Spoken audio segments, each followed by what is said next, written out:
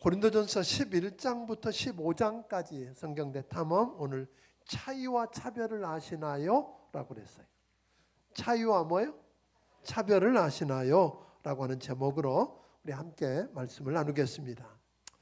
11장에는 고린도 교회가 안고 있었던 문제들 가운데 7번째 문제인 예배와 질서의 문제를 다루고 있다. 특별히 2절부터 16절까지는 여성들이 예배 때에 머리에 수건을 쓰는 문제를 통해서 예배 질서 문제를 다루고 있고요. 17절부터 34절에서는 주의 만찬을 통해서 그 당시 고린도 교회가 직면하고 있던 분열의 문제와 예배 질서 문제를 또한 다루고 있습니다. 그러니까 첫 번째 문제는 여성들이 기도하고 예언할 때, 즉 예배 드릴 때 머리에 수건을 써야 되는지 말아야 되는지, 이런 정도를 넘어서 훨씬 더 민감한 문제, 민감한 여성의 지위 문제까지 논란이 많은 문제들을 다루고 있습니다. 이 문제를 이해하려고 그러면 바로 이 문제에 들어가면 이해가 잘 안 되고요. 이 문제를 이해하려면 그 당시 문화적인 백그라운드를 좀 이해할 필요가 있습니다. 그 당시에 모든 여성들은 부모나 남편의 허락이 없이는 외출도 잘 안 됐어요. 그리고 신체를 노출하는 건 어림도 없었어요. 그러니까 나갈 때 얼굴 다 어떻게 해야 돼요? 가리고 그리고 나갈 수 있었던 거죠. 그런데 그곳에 지난번에도 우리가 서두에서 이야기했던 것처럼 미의 여신 아프로디테 신전만 해도 신전에 여자 사제가 몇 명? 1000명이 넘었다고 그랬거든요. 1000명이 넘었었는데 그들이 말이 사제지 사실은 뭐예요? 창기나 똑같았던 거예요.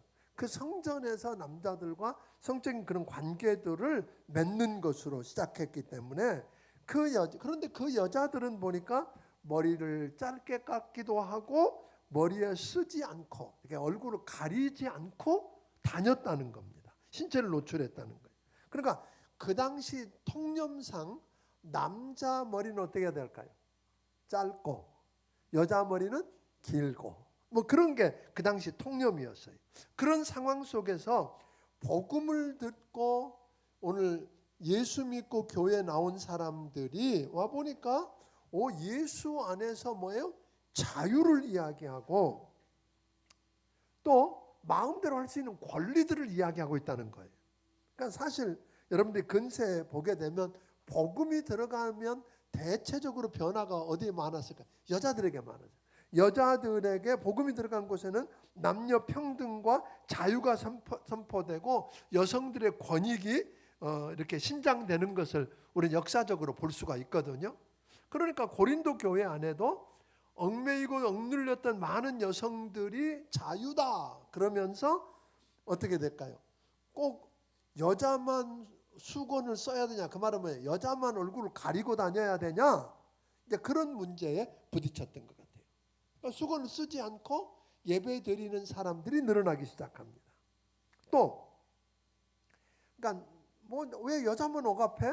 왜 여자만 수건을 이렇게 얼굴을 가리고 예배를 드려야 돼? 그래서 이제 복음 안에서 구원받았고 자유한데 권리가 있잖아. 그러고는 벗는 사람들도 있었지만 또 어떤 사람들이 있었느냐면 부유한 사람들 가운데서는 치장을 어디다 하기가 제일 좋죠?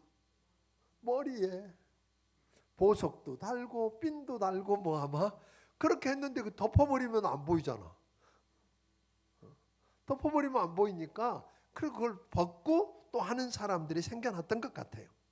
그러니까 이제 문제는 어떤 문제냐면 복음을 듣고 그리스도인 된 많은 여성들이 해방되고 여권이 존중되는 건 좋은 일이었는데 자유화라고 하는 분위기의 편성에서 급격하고 지나치게 나아간 면이 있었던 것 같아요.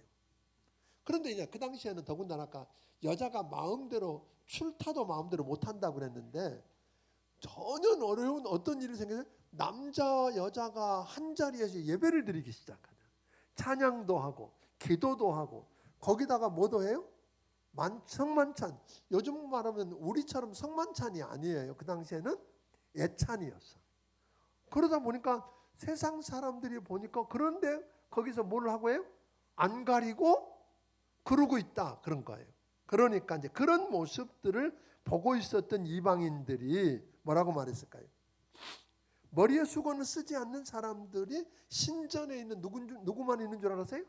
창기들만, 즉 여사제들만 그런 줄 알았는데 예수 믿는다고 하는 자들도 저런 누구?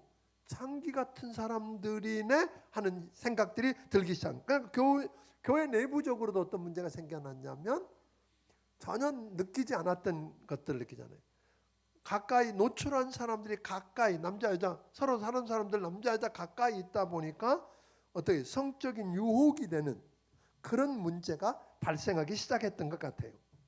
그러니까 여자는 그런 모습을 보면서 바울이 뭐라 그래요? 바울은 여자는 기도할 때나 예언할 때, 예언에서 말씀을 나누는 예배 드릴 때 뭐하라? 머리에 수건으로 얼굴을 가려라 하고 이야기했단 말이에요. 남자는 수건으로 가리지 말고 여자는 가려라. 4절부터 6절에 그렇게 이야기하잖아요. 그러니까 이것 때문에 우리를 지켜보고 있는 많은 이방인들이 오해해서 복음 전할 기회를 잃지 않고 싶다는 게 바울의 이야기예요. 그러니까 괜히 중요하지 않는 문제 때문에 복음을 전해서 이방인을 구원할 기회를 잃게 되는 문제 때문에 바울이 그랬다는 거예요. 그러나 이 문제는 그러면서 바울이 뭐라고 전진하냐면 이 문제는 얼굴을 가리는 문제는 율법이나 진리 문제로 접근하지 않았다는 거예요. 2절 읽어보겠습니다. 2절 같이 한번 읽어봅니다. 시작. 너희가 모든 일에 나를 기억하고 또 내가 너희에게 전하여 준 대로 그 전통을 너희가 지킴으로 너희를 칭찬하노라. 그러니까 교회 안에 바울을 대적하고 문제를 일으키는 사람들도 있었지만 많은 성도들이 모든 일에 바울을 뭐하고 있었어요? 기억하고 바울이 전해진 신앙적인 전통들을 잘 지켰다고 칭찬하고 있는 거예요. 그러니까 지금 이 문제는 뭘로 접근하고 있어요? 전통으로 접근. 그러니까 이게 율법이나 진리로 이거 쓰느냐 안 쓰느냐는 문제를 율법이나 진리로 접근하는 게 아니라 신앙적인 뭘로? 전통으로 접근했다고 하는 거예요. 그러니까 우리 지난 시간에 그랬어요. 모든 게 가하나 다 유익한 게 아니고 모든 게 가하나 다 덕이 되는 게 아니라고 그랬어요. 그러니까 할 수 있는 자유가 있고 권리가 있어도 그것 때문에 걸려 넘어지는 자가 있다면 나는 한 영혼이라도 더 얻어 구원하게 하기 위해서 모든 거 포기하고 내려놓겠다. 이게 바울의 마음이었단 말이에요. 그렇죠? 그러면서 그럴 뿐 아니라 나는 먹든지 마시든지 뭘 하든지 뭐 하겠다? 하나님 영광을 위해서 하겠다. 이 바울의 마음을 알면 이 이야기가 좀 풀려요, 안 풀려요? 풀리게 되는 거죠. 이해가 되죠? 아직도 이해가 안 되시는 표정들이 있습니다. 그러니까 어떤 사람도 이런 그런 천주교에서는 보니까 여자들이 다 이거 쓰고 하는데 왜 우리는 안 써요? 그런 이유예요. 그러니까 지금은 그게 문제가 돼요, 안 돼요? 얼굴 하는 게 전혀 안 돼. 그러니까 그런 신앙적인 전통 문제를 가지고 굳이 우리가 이걸 뭘 쓸 필요가 없다. 그런 쪽에서. 또 하나는 이걸 쓰는 문제에 또 하나의 이유가 있었어요. 여성들이 머리에 수건을 쓴다는 말은 여성들이 하나님이 세우신 리더십, 즉 권위와 질서를 소중히 여긴다는 마음이 들어있었던 거예요. 바울이 그걸 이야기할 때 뿐만 아니라 하나님을 높이고 하나님의 말씀 앞에 하나님이 세우신 권위 앞에 순종하는 삶을 살겠다고 하는 일종의 순종의 표로 우리가 불편하지만 안 해도 되지만 나는 그것을 한다 하는 이야기였어요. 그러니까 이러고 나면 여러분 가운데 나 이 있습니다 그럴 거예요. 왜 남자는 머리에 수건을 안 쓰고 여자만 써요? 남녀 차별 아닌가요? 라고 말할 수 있을 거란 말이에요. 3절에 보니까 남자의 머리는 그리스도고 여자의 머리는 남자요 그리스도의 머리는 하나님이다. 8절부터 9절에 보니까 남자가 여자에게서 난 게 아니고 여자가 남자에게서 났으며 남자가 여자를 위하여 지음받은 게 아니고 여자가 남자를 위해 지음받았다. 이거 보면 화가 여자들은 지금 슬슬 화가 날지도 모르겠어요. 뭐야? 이거 남자 차별 아니고 뭐야 이게? 남녀 차별같이 느껴진다 이 말이에요. 이 말을 보면. 그런데 이거는 소위 그 이겔리테리언이라고 하는 사람들이 있어요. 그 사람들은 어떤 주의자들이냐면 남녀는 무조건 똑같아. 남녀 평등, 남녀는 동등해. 이렇게 이야기하는 사람들이 이겔리테리언 쪽에 있는 사람들이고, 11절 12절에 보면 남자나 여자나 다 하나님께로부터 나왔다. 하나님께서 자신의 형상대로 남녀를 동등하게 지으셨기에 본질적으로 우열의 차이가 없다. 그래서 컴플레멘테리언이라고 하는 사람들은 남녀가 동등하지만 질서에 대한 기능적 차이가 있다. 하나님은 기능적 차이를 두셨다. 차별이 아니라 남녀는 동등하지만 질서에 따른 기능적 차이를 두셨다. 그러니까 3절에서 그걸 증명하기 위해서 이렇게 이야기한 거예요. 3절에서 아까 보니까 여자의 머리는 남자고, 그러니까 남자가 높은 것 같으잖아요. 그런데 뭐라 하냐면 그리스도의 머리는 누구라 그러세요? 하나님이라 그러세요. 그럼 이 문제를 풀어보면 쉬울 거예요. 자, 성자이신 하나님의 아들이신 예수님은 어디에서 나오세요? 하나님, 성부 하나님에게서 나왔고, 예수님은 뭐라고 말씀하셨냐면 아버지의 뜻을 쫓아 행한다고 그러셨고, 그리스도의 머리는 하나님이라고 했으니까 하나님 아버지가 성자 예수님보다 높다? 아니다. 하나님 아버지가 성자 예수님보다 높다? 아니다. 그럼 뭐다? 동등하다. 여러분 정말 믿으세요? 예수님이 그러셨잖아요. 빌립보서 2장. 예수님 하나님과 동등될 것으로 취함을 여기지 않으시고 스스로 뭐 하셨어요? 종의 모습으로 자기 자신을 낮추시고 종의 형체를 입고 이 땅에 오셨지만 하나님과는 뭐하다? 동등하신 분이란 말이에요. 그러니까 이 말이 굳이 높낮이를 따지는 게 아니라 이 말이에요. 그러니까 아까 여자의 머리는 남자라고 하는 게 남자가 높다. 그때 어떤 사람은 그러대요. 남자가 머리고 남자가 머리라고 여자는 나는 모가지라. 머리를 움직이는 건 누구예요? 목이니까.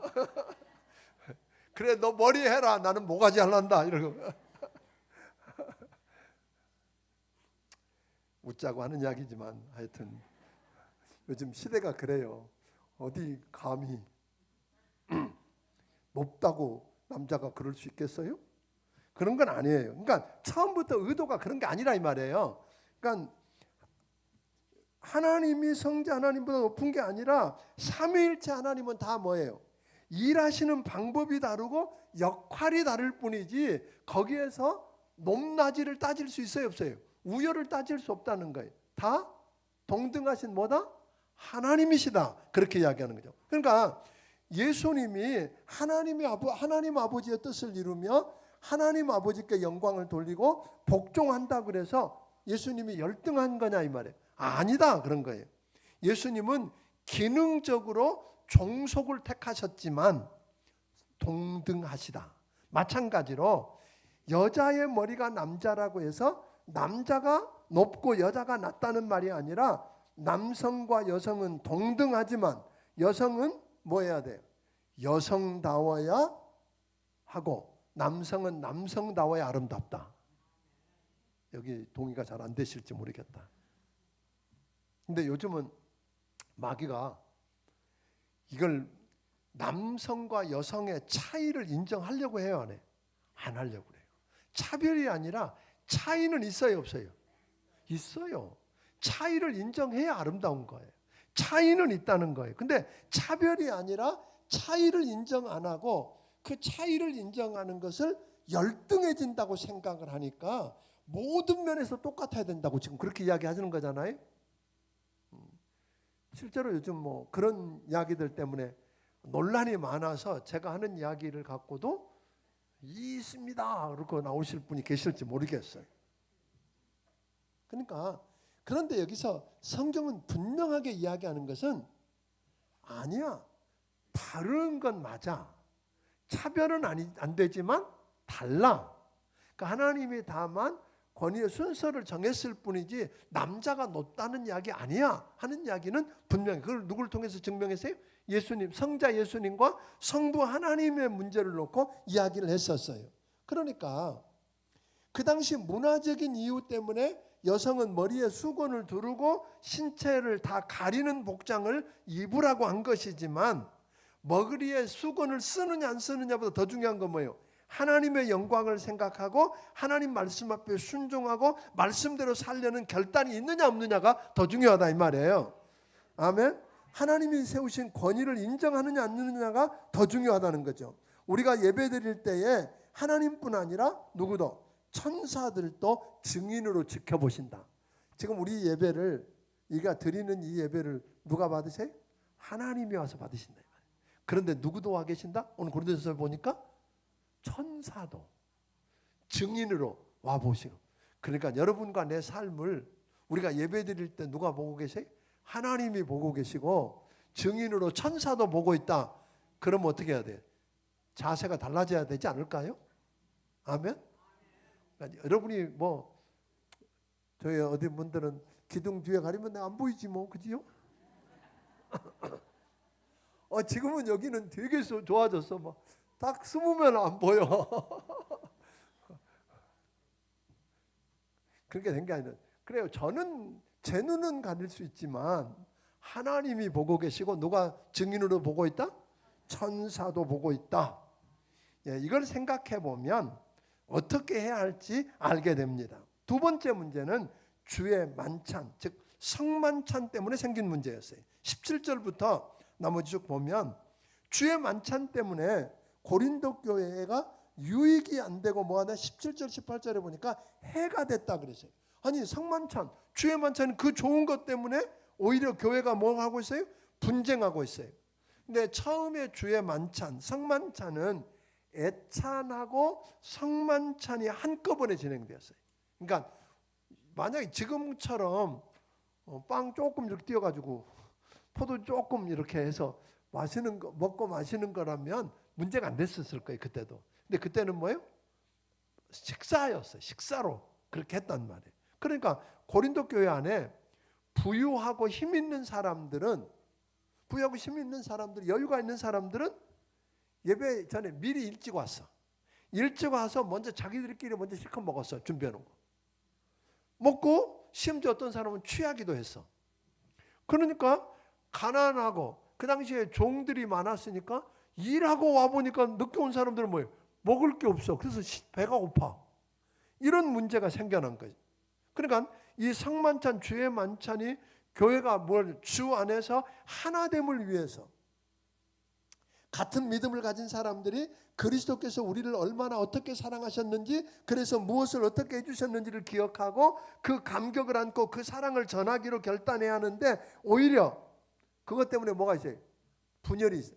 편이 가는. 그러니까 왜 부자들이 여유 있다고 먼저 와서 먹었을까요? 좋은 것들하고는 산 것들하고는 같이 먹고 싶지 않다 이 말이에요. 우리도 밥 먹을 때 보면 누구끼리 먹어요? 끼리끼리 먹으려고 그래요. 잘 아는 사람끼리. 옆에 가까이 있는 사람은 상관도 없어. 저 아는 사람 이러고 있지. 여기는 눈 한 번 안 줘. 그런 일들이 예배 때 조심해야 될 일이에요.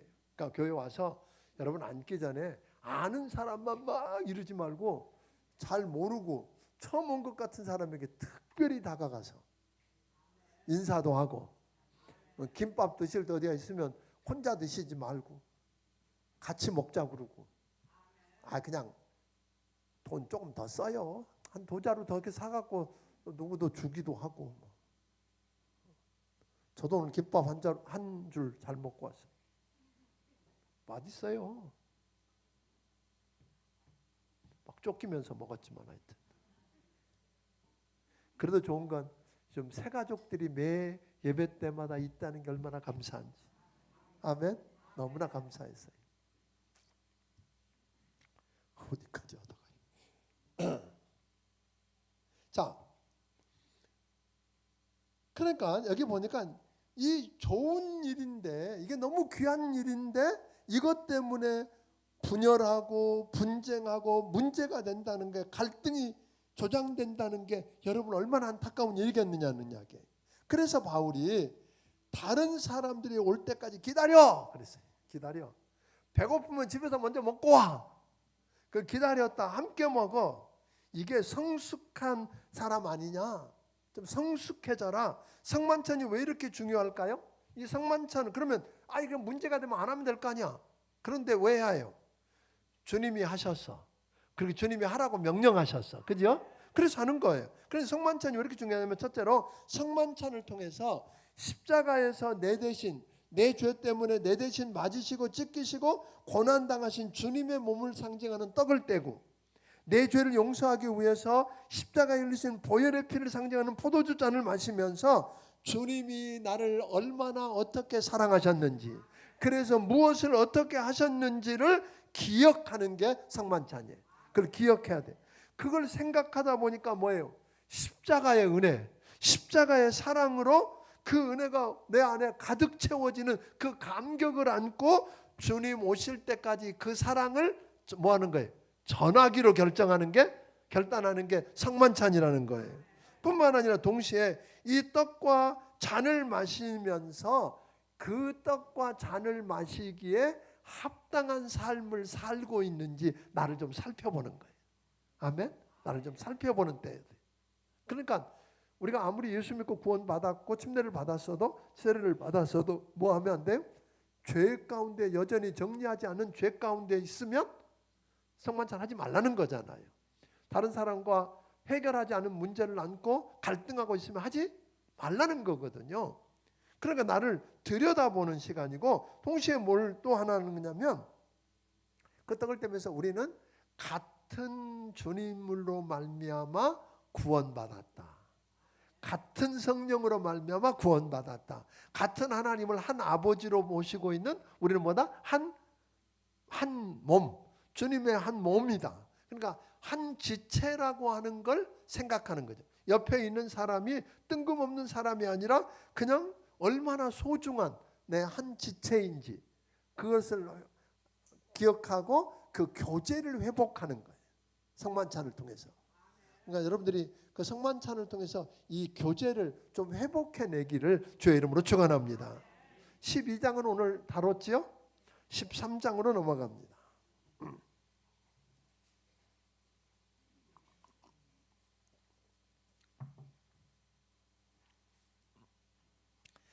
12장부터 14장까지는 고린도 교회 문제가 되었던 신령한 은사들의 문제, 즉 영적 은사들의 문제를 다루고 있는데 13장이 뭐예요? 샌드위치처럼 딱 끼었다 그랬어요. 그런데 그 장이 무슨 장이라고요? 사랑장. 아까 12장은 우리가 은사의 장이라 그러면 이건 사랑장이란 말이에요. 그러니까 은사는 교회와 다른 성도들의 유익을 위해서 하나님이 주신 거라 그랬어요. 낮에 오늘 은사를 이렇게 정의했어요. 은사란 나를 나보다 더 잘하시는 하나님이 또 내가 나를 통해서 이루어야 할 일을 나보다 더 잘하시는 하나님이 그 일을 이루어서 하나님께 영광을 돌리게 하려고 감당할 수 있는 영적 능력으로 주신 게 뭐라고요? 은사라고 그랬어요.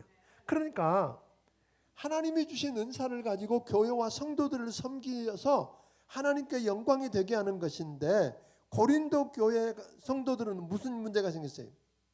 다른 어떤 교회보다 신령한 은사를 많이 받았고 자랑했어요. 그런데 그 은사 때문에 교회가 뭐하고 있어요? 갈등하고 있고 그것 때문에 분쟁하고 있어요. 그래서 바울은 12장 31절에서 뭐라 그러세요?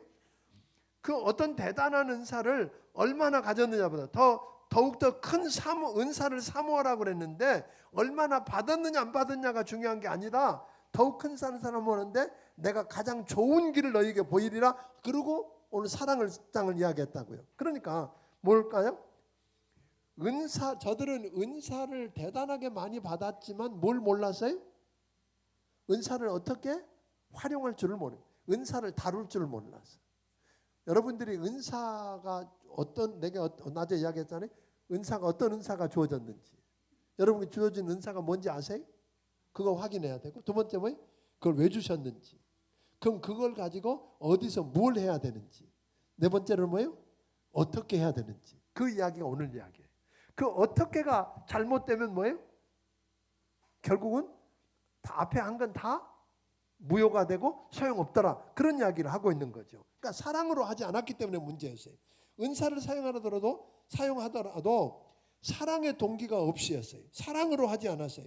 하나님이 은사를 주신 목적은 교회를 세우는 건데, 하나님의 교회를 세우는 건데, 그런데 사랑 없이 은사만 남용하면 은사 때문에 교회가 뭐하게 돼요? 분열해요. 사랑 없으면 교회 공동체를 세우기보다 자기 자랑하는 일에 바쁘다 보니까, 자기 유익을 구하다 보니까 은사 때문에 뭐예요? 오히려 교회가 분열하고 문제가 되더라, 그런 거죠. 1절부터 3절은 사랑장에 1절부터 3절은 사람의 방언과 천사처럼 유창하고 기가 막히게 말을 잘해도 뭐가 없으면? 사랑이 없으면, 애원하는 능력이 있고 모든 비밀과 모든 지식을 알고 모든 걸 다 알고 있어도, 대단한 역사를 이룰 수 있는 굉장한 믿음이 있어도 사랑 없으면 뭐다? 시끄러운 소음이 되고 아무것도 아니다. 심지어 자기 가진 모든 것으로 구제하고 내 몸을 불살라서 희생할지라도 사랑이 없으면 아무 유익이 없다. 아무것도 아니래. 그러니까 한번 생각해 봐야 돼요. 그러니까 우리가 어떤 일을 하느냐도 중요해요. 얼마나 많은 일을 하느냐도 중요해요. 그런데 그보다 더 중요한 건 뭐예요? 그 일을 어떻게 하느냐가 더 중요하다는 거예요. 어떻게. 그러니까 사랑이 빠지면 안 된다. 그러니까 어떤 여러분 가끔 가다 그런 적 있죠. 돈을 줬는데 누구한테 돈을 좀 적선을 했어. 구제한다고 돈을 줬는데 받은 사람이 더 기분 나빠요. 받고 더 기분 나빠요. 그런 경험 없으세요? 여러분이 누구한테 도움을 받았는데 더 화가 나. 왜? 뭐가 빠졌어요? 사랑이 빠져. 정말 저 사람이 나를 사랑하고 아끼는 게 아니라 자기 이익을 위해서 자기 이름 내려고 뭐 이렇게 하는 모습이 보이면 여러분 기분 어때요? 받고도 고맙지 않아. 상처받아. 그러니까 사랑이 빠지면 안 되더라. 그래서 4장부터 7절은 사랑으로 한다는 게 뭐야? 그런 이야기거든요. 사랑으로 한다는 게 뭐야? 그게 4절부터 7절이에요. 그러니까 사랑 없는 은사령은 덕스럽지 못한 결과를 초래할 수 있고, 소용없다면, 사랑이 없으면 소용이 없다면 뭐예요? 사랑의 특징이 뭘까요? 사랑한다고 하는 말이 무슨 뜻인가를, 사랑으로 한다는 말이 무슨 뜻인가를 가르쳐 준 게 뭐예요? 4절부터 7절이에요. 그런데 이 이야기는 어디서 낯익게 보던 거라는 거죠. 4절부터 7절을 먼저 한번 읽어보고 하겠습니다. 자, 읽습니다. 사랑은 오래 참고, 사랑은 온유하며 시기하지 아니하며, 사랑은 자랑하지 아니하며 교만하지 아니하며, 무례히 행치 아니하며 자기 이익을 구하지 아니하며, 성내지 아니하며 악한 것을 생각하지 아니하며, 불의를 기뻐하지 아니하며 진리와 함께 기뻐하고, 모든 것을 참으며 모든 것을 믿으며 모든 것을 바라며 모든 것을 견디느니라. 네, 이 이야기를 들으니까 어서 낯익게 보던 이야기란 말이에요. 어디서 나온 이야기? 갈라디아서 5장 22절부터 23절에 보면 성령의 열매가 나오는데, 성령의 열매 9가지 성령의 열매가 나오죠. 사랑과 희락과 화평과 자비와 양성과 온유와 충성과 오래 참음과 절제, 이런 절제들을 이야기했다. 그런 사랑의 열매가 바로 여기 있더라, 그런 거예요. 그러니까 결국은 뭐예요? 내가 사랑은 한다고 해서 되는 게 아니더라. 노력한다고 사랑이 되는 게 아니더라, 이 말이에요. 내가 다른 사람에게 사랑으로 하려고 애를 쓴다 그래서 그게 사랑이 느껴지는 게 아니라 뭐 해야 된다는 거예요? 결국 성령 충만해서 성령의 열매를 맺어야 된다, 이 말이에요. 그러니까 우리가 기도해서 하나님 앞에 기도할 제목은 뭐예요? 성령을 부어 주시옵소서.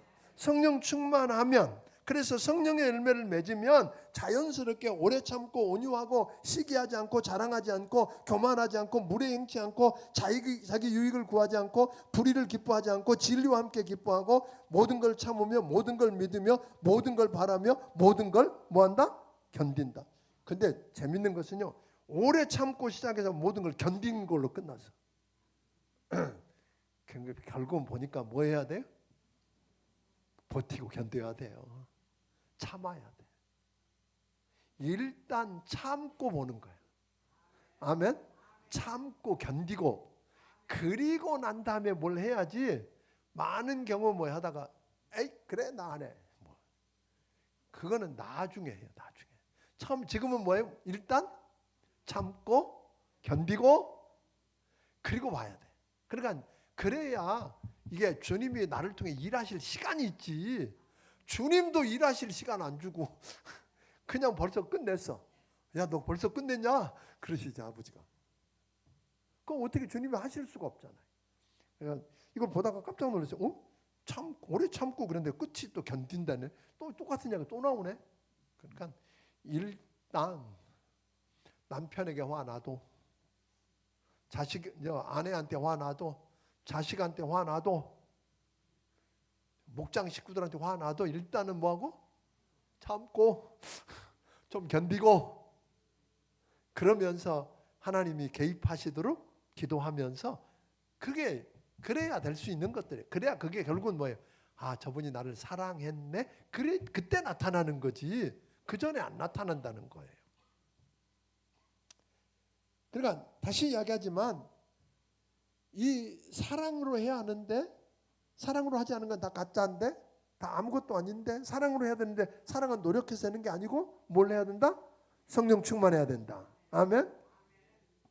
그래야 하나님의 교회가 세워지고 하나님께 영광이 돌려지더라 하는 거예요. 그런데 8절부터 12절에 보니까 사랑만 뭐하더라? 영원하더라 그런 거예요. 사랑은 언제까지나 뭐하지 않고 떨어지지 않고, 이 떨어지지 않는다는 말은 재밌는 단어예요. 갑자기 자격을 상실하고 무대에서 끌려 내려오지 않고. 그러니까 다른 것들은 다 이제 뭐가 돼요? 자격을 상실하고 무대에서 끌려 내려올 때가 있지만 사랑은 뭐하다? 영원할 거다 그런 거예요. 애언이나 방언이나 지식이나 이런 건 탁월한 은사고 놀라고 대단한 은사지만 영원한 건 아니라는 거예요. 아멘. 온전한 것이 올 때 사라진다. 근데 여기서 온전한 게 온다는 말을 사람들이 오해해요. 이게 굉장히 오해하는 말이에요. 신학자들이 온전한 것이 올 때라는 말이, 이 온전하다는 말이 뭘까? 어떤 사람들은 이렇게 해석했어요. 신약 성경이 완성될 때. 그렇게 해석하는 분들은 그 성경이 완성되기 전에 초대교회에 있었던 은사나 이런 것들은 다 그때 끝났어. 그때 끝난 거야. 방언이라든지 뭐 이런 거 다 그때 끝났고 그 이후에는 끝난 거야. 그렇게 해석하는 분들 있고, 또 하나의 부류는 어떤 학자들이 있느냐면 온전한 것이 온다는 말은 그때가 아니라 우리 주님이 재림하실 때, 우리 주님이 재림하셔서 하나님의 나라가 완성될 때 하나님의 사역에 필요한 도구인 은사 은사는 예수님이 재림하시고 하나님 나라가 완성되면 당연히 뭐한다? 끝난다. 그런데 그때도 남는 게 뭐다? 사랑이다. 그렇게 이야기합니다. 저는 후자를 택합니다. 저는 후자 쪽에 지지를 하고요. 그게 더 맞는 것 같지 않으세요? 지금도 은사가 여전히 일어나고 있는 걸 보면 그렇다. 11절 보면 11절까지 가기 전에 죄송해요. 제가 여기 없는 이야기를 자꾸 해.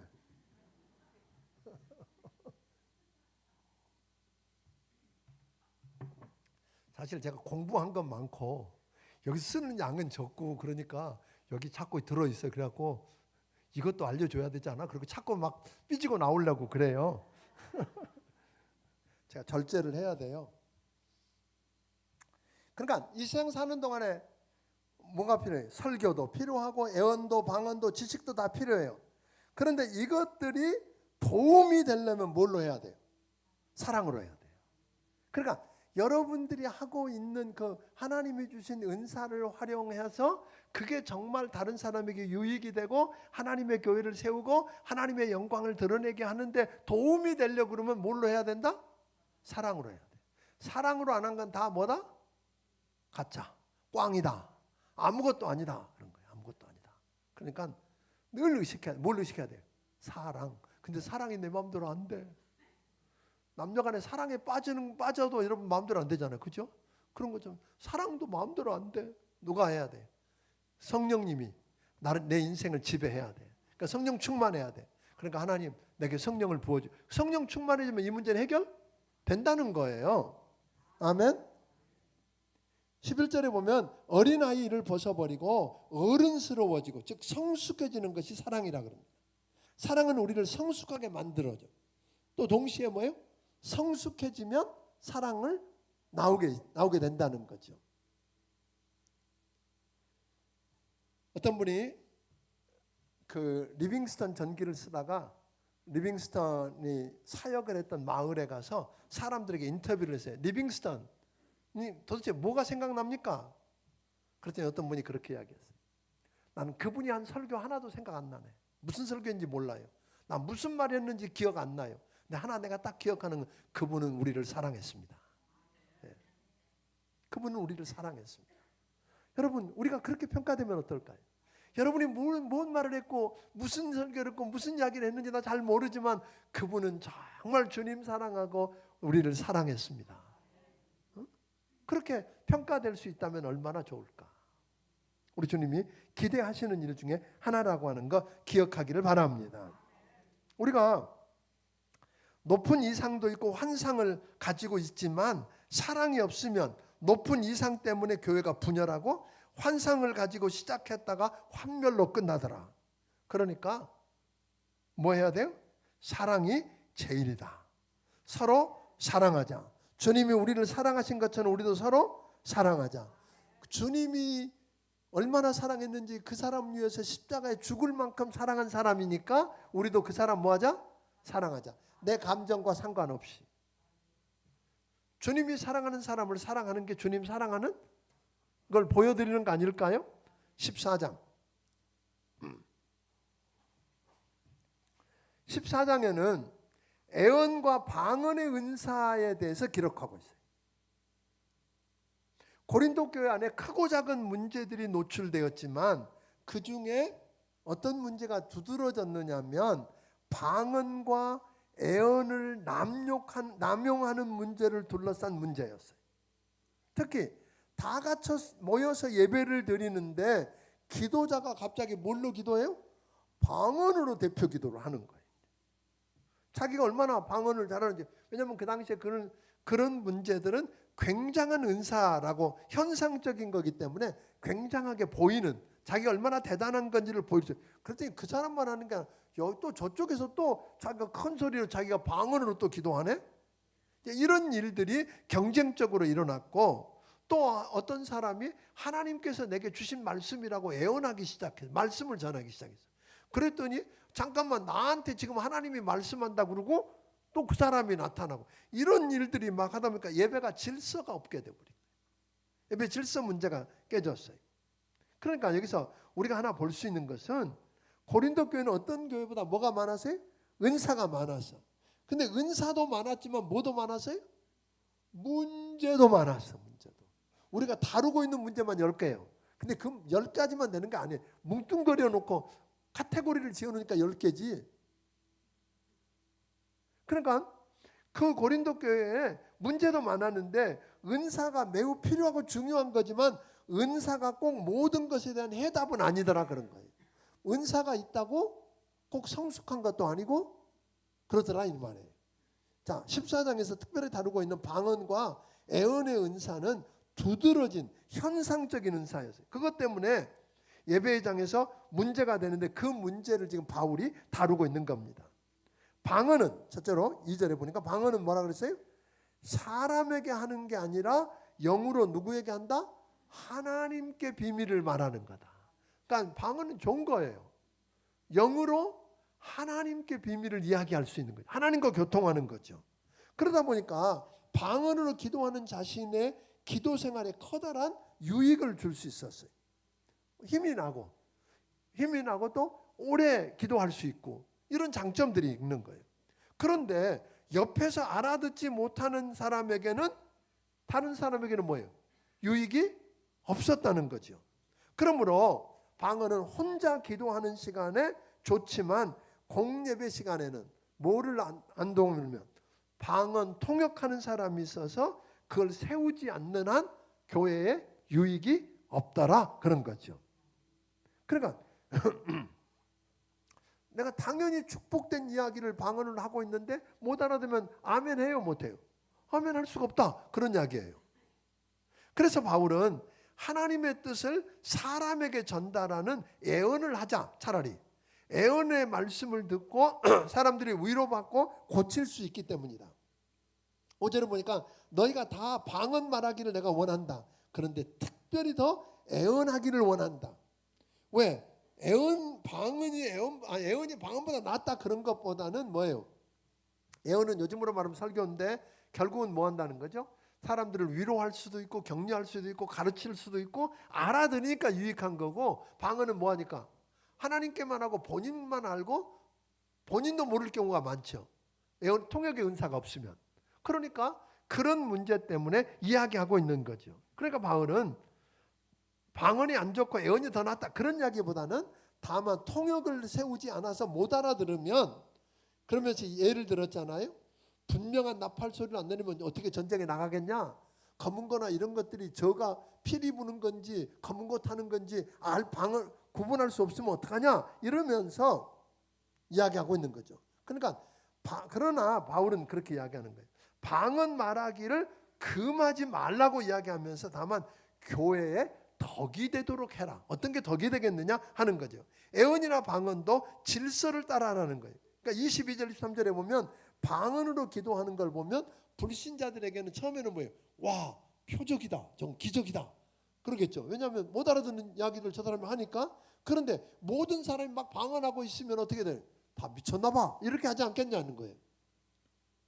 그러므로 성도 여러분, 방언하는 은사를 주셨으면 방언하시기 바랍니다.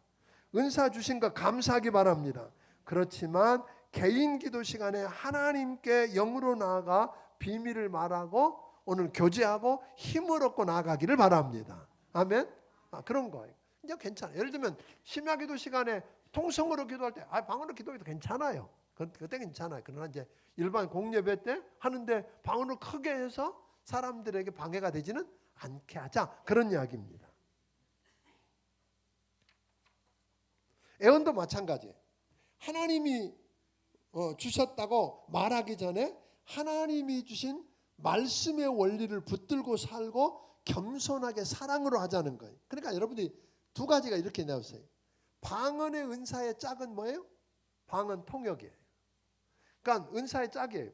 방언을 하려면 반드시 뭐가 있어야 돼요? 공적으로 하려면 통역이 있어야 되고, 예언의 은사의 짝은 뭘까요?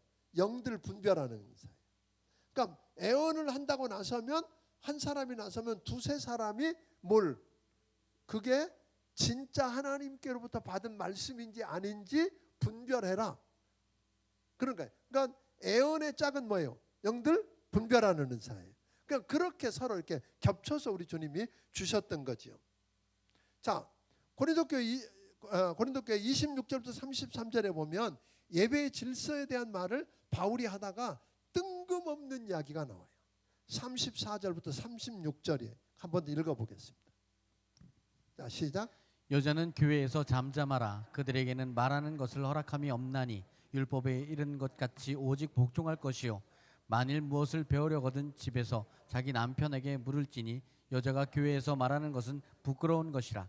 하나님의 말씀이 너희로부터 난 것이냐 또는 너희에게만 임한 것이냐. 자, 이것도 이제 이건 놓고 교파가 갈라지기도 하고 이걸 해석하는 관점에서 어떤 여러 어려움들이 있고 신학자 간에 다툼이 많이 있는 거예요. 정말로 여자는 리더십, 아이들에게 가르치는 것까지 오케이. 그런데 남자들, 성인 남자에게 가르치는 건 안 돼. 이렇게 이야기를 하는 교단도 생겨났고 또 그렇지 않는 데도 있고. 그러니까 이제 아까 처음에 여러분들에게 이거는 어디하고 같으냐면 머리에 쓰는 문제하고도 같이 염두에 두고 그 시대적인 배경이나 이런 걸 염두에 둬야 되는 거죠.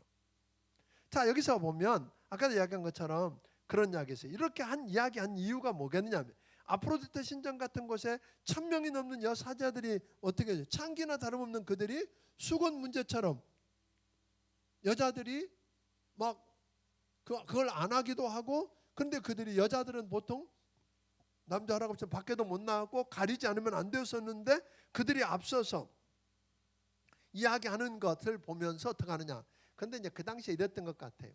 그곳에 그 당시의 여자들 같은 경우는 대체적으로 남자들처럼 교육받을 기회가 별로 없었어. 그런데 특별히 여자들에게 하나님이 은혜를 베푸셨어. 종교성이 더 있다고 그러죠. 감성이 더 있었어요. 그러다 보니까 많은 여자분들이 방언을 하고 애언을 하고 하는 일들이 많았던 것 같아요. 그러다 보니까 자유를 배웠지요. 권리를 들었지요. 자기들이 특별히 방언을 하고 애언을 받다 보니까 자기들이 특별한 사람처럼 취급했어요. 그 특별한 사람처럼 대단한 지도자가 된 것처럼 사람들을 가르치겠다고 나서기 시작했어요. 그러니까 그 당시적인 상황을 볼 때에 그러다 보니까 자연스럽게 밖에 있는 사람들이 이방인들이 볼 때 이해가 돼요, 안 돼요? 안 되는 거예요. 저 집단 뭐야? 그러다 보니까 자연히 복음을 가리우게 됐어요. 복음을 전할 기회를 놓치게 된 거예요. 그러니까 바울은 그래서 40절에서 이렇게 이야기해요. 복음을 위해서 이야기했는데 40절 한번 읽어보고 하겠습니다. 시작. 모든 것을 품위 있게 하고 질서 있게 하라. 그래서 품위 있게라는 말을 옛날 성경에는 뭐예요? 적당하게 그랬어요. 적당하게. 은혜롭게 하라는 거예요. 질서대로 하라는 거예요.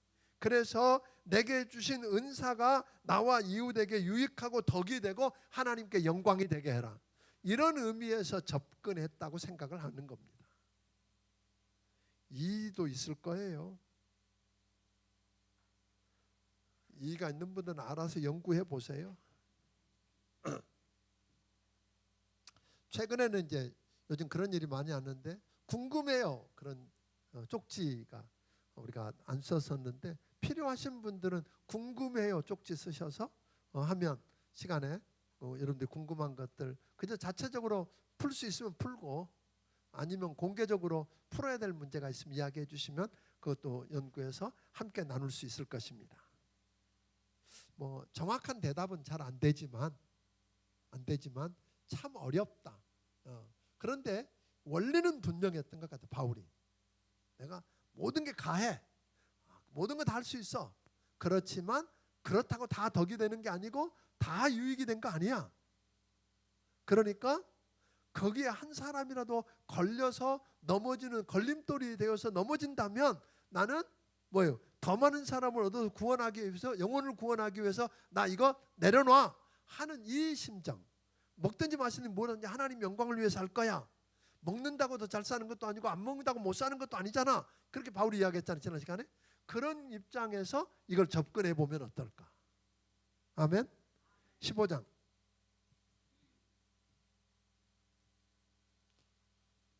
우리는 고린도서 15장을 그래서 무슨 장이라 그래요? 부활장 그럽니다. 이것도 역시 그 당시에 고린도를 중심으로 한 그 헬라 사람들, 그릭이라고 그러죠. 헬라 사람들은 플라톤이나 아리스토텔레스 같은 철학자 이래로 사람이 죽으면 육체는 없어지지만 영혼은 불멸한다 하는 이원론적인 철학 사상을 가지고 등장했는데 그러다 보니까 이 영향을 누가 받아요? 고린도에 있는 사람들이 대체적으로 그 영향을 받은 거예요. 그러니까 그들도 뭐는 해요? 육체는 죽으면 없어져 버려. 그러니까 그러다 보니까 이원론에 두 가지 극단이 나타난다 그랬어요.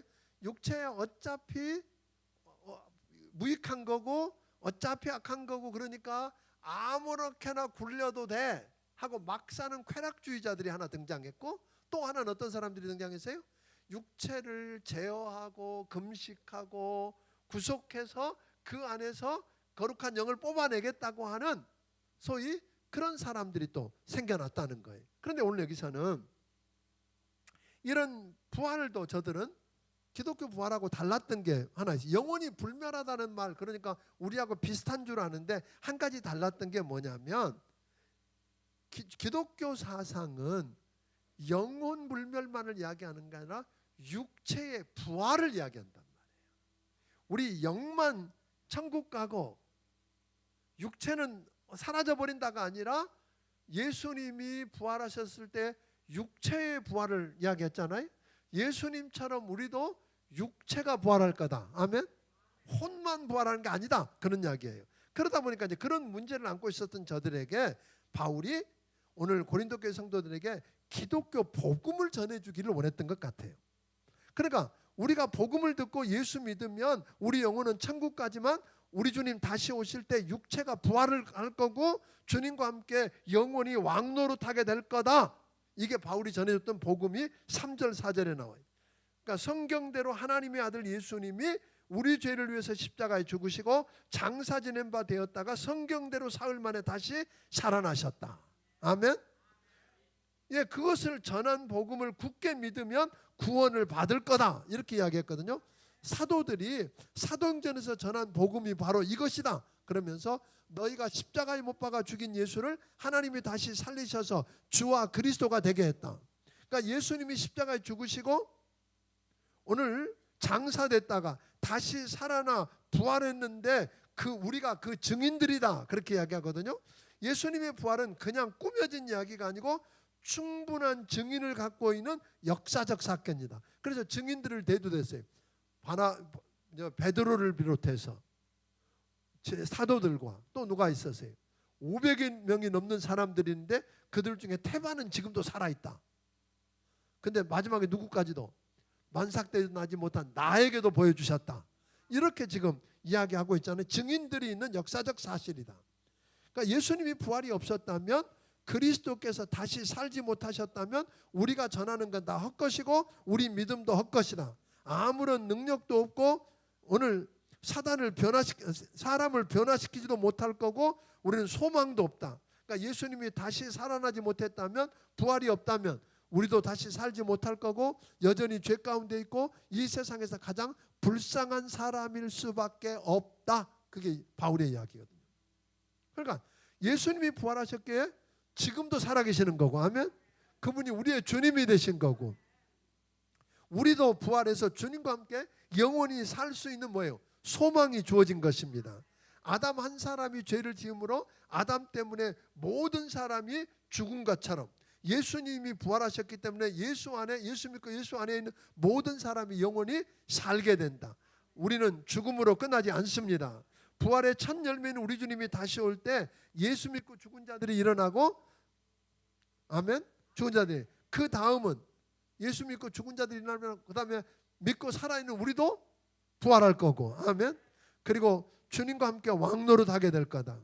우리가 부활을 믿을 수밖에 없는 근거를 29절부터 제시하는데 여기에 이제 오해가 좀 있는 거예요. 29절 같이 한번 읽어 보겠습니다. 시작.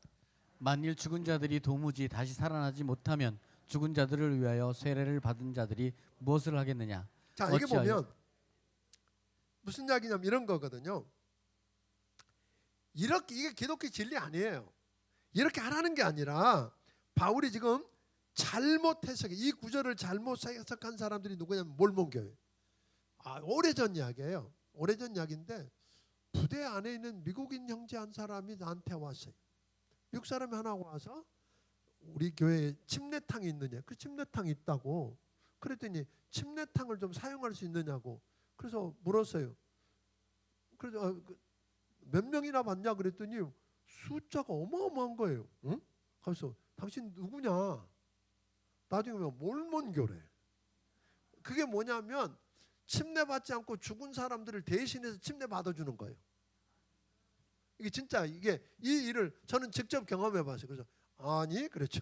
아니 미안해요. 근데 내가 허락을 못했거든요. 그런 것처럼 이때 어떤 이야기냐면 이런 거예요.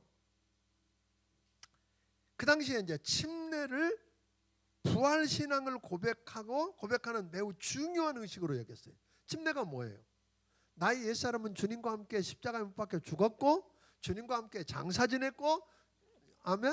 주님이 다시 부활하신 것과 함께 다시 살아났다. 이 부활 신앙의 고백을 중요한 의식으로 여겼는데 이게 나중에 시간이 지나면서 침례가 부활을 위해서 필수적인 요소가 돼버린 거예요. 그렇게 변질된 거예요. 그러니까 침례받지 못하고 죽은 사람들은 뭘 못한다? 부활 못한다. 그래가지고 아이고 그 사람들 위해서 침례받지 못하고 죽은 사람들 위해서 뭐 해야 되겠네? 침례 받아줘야 되겠네 하고 생겨난 게 이거예요. 그 말이지 그러니까 너희가 그런 짓을 하면서 육체의 부활을 못 믿냐? 그런 부활을 못 믿냐? 하고 지금 바울이 일종의 비아냥거린 거예요. 그러니까 이게 교리야. 근데 이거를 기준으로 해서 아까 몰명교회 같은 사람들은 뭐예요? 죽은 사람을 위해서 침례를 대신 받아주는 것으로 그러면 그들이 어디 연옥에 있다 어디 가나? 뭐 이렇게 이야기를 하고 있는 거예요.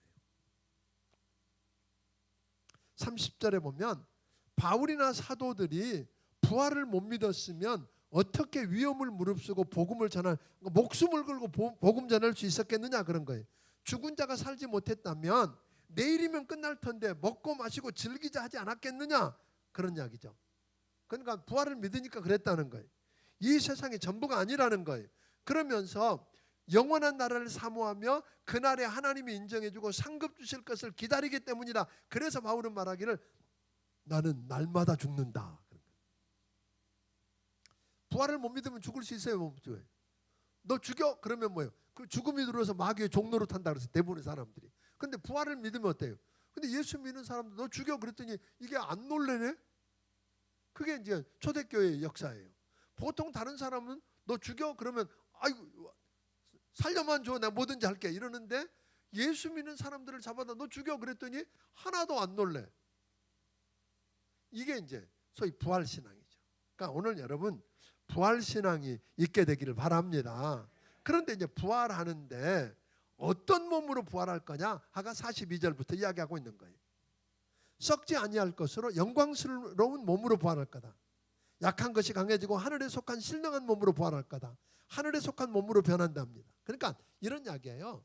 사람들이 착각하거든요. 씨를 뿌리면 알갱이 하나를 뿌리면 태어나는 것이 전혀 다른 게 태어나는 건데 우리 몸으로 육체의 부활을 할 건데 하나 분명한 것은 신경통 있고 허리 아픈 양반들 걱정 안 해도 돼. 부활할 때는 그런 거 없어. 그런 이야기요. 뭐 피부가 어쩌니 뭐 아이 걱정할 것 하나도 없어. 부활할 때는 제가 감동이 하나 있었어요. 그 처음에 이제 79년도에 소록도에 꿈을 안고 소록도에 가서 일주일 있었어. 일주일 동안 8교회가 있는데 새벽마다 8교회를 돌아다니면서 설교를 하고 저 전사 때인데 그분이 대단하시다고 생각했어요. 그리고 주일날 강단에 이렇게 보는데 나환자들이 한 3,000명쯤 모였었어요. 서 있는데 이렇게 강단이 좀 높잖아요. 그야말로 이렇게 냄새를 지금 이렇게 감당을 할 수가 없었어요. 어쨌든 근데 설교하면서 제가 얼마나 은혜를 받았는지 끝나고 나서 사람 악수하고 저 사례비도 받았어. 지금 기억나는데 500원짜리 종이돈 500원짜리 그렇게 꾸기꾸기하고 그런 돈 제가 2장을 받았어. 사례비로. 근데 그걸 주면서 그 한 할아버지가 그런 거예요. 손이 다 뭉그러져 이러는데 박수를 치면서 그렇게 좋아하고 찬양하고 하는 모습 보고 제가 할아버지 뭐가 그렇게 좋으세요? 그랬더니 저한테 그런 거예요. 젊은이 모르지. 우리 주님 오시는 날 내가 어떻게 아름답게 변할지 모르지. 그러면서 그 부활 신앙을 가지고 확신하는 모습을 보면 제가 얼마나 감동했는지 몰라요. 여러분 아이 그냥 몸 안 고쳐도 돼.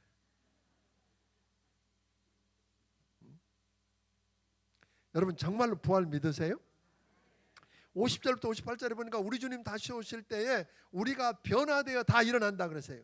우리 주님이 천사들이 공중나팔을 불고 다시 올 때 죽음을 이기고 찬양하며 일어날 것입니다. 우리는 영원한 승리자로 설 겁니다. 그러므로 견고하고 흔들리지 말고 주의 일에 더욱 힘쓰는 자들이 되기를 주의 이름으로 축원합니다. 부활을 믿는다면 부활신앙을 가졌다면 시시하게 살면 안 됩니다. 아멘. 죽음이 들어와서 마귀의 종로로 타면 안 됩니다. 아멘. 오뚜기 부활이라고 하는 말이 오뚜기라 그랬잖아. 오뚜기라는 놈 뒤집어 봤어요? 엎어 봤어요? 그럼 어떻게 돼요? 또 일어나. 그러니까 부활을 믿으면 오뚜기 같아야 돼. 여러분 다 어렵다 그래도 다시 일어나는 거예요. 누구 때문에? 주님 때문에. 부활하신 주님 때문에. 내가 여기서 끝난 게 아니라 다시 부활하고 다시 시작할 수 있기 때문에 벌떡 일어나는 거예요. 그러니까 부활신앙을 믿으면서 오뚜기가 아니야. 엎어지면 그냥 엎어진 대로 죽는다고 끝나. 이러면 안 되는 거지. 그래서 우리가 이 부활신앙을 믿기 때문에 우리는 뭐라 그래요? 금년에 뭐라고 하셨어요? 다시 시작할 수 있습니다. 그래서 다시 시작할 수 있는 거예요. 기가 막힌 이야기를 오늘 했습니다. 다음 주일날 낮에는 16장을 하고 여러분은 월요일날 16장을 책을 풀면 될 것입니다. 다음 주는 그 명절 기간하고 겹쳐서 성경대 탐험을 하루 쉬는데 그런데 낮에는 뭐 한다고요? 16장 해요. 16장에 또 하나의 문제, 10번째 문제가 16장에 들어있다는 거예요. 그러니까 꼭 다뤄야 돼. 기대하시고 오시기 바랍니다. 기도하겠습니다. 주님 앞에 감사의 물과 건축의 물 10의 1조 선교헌금을 드린 손길들이 있습니다. 고마우신 아버지 고맙습니다. 하나님 사랑하는 귀한 주의 백성들을 이렇게 주일 오후에도 말씀을 사랑해서 말씀을 붙들고 씨름하게 하셨으니 감사합니다. 아버지 하나님 말씀을 붙들고 씨름하는 이곳에 약속하신 부흥을 허락하여 주시옵소서.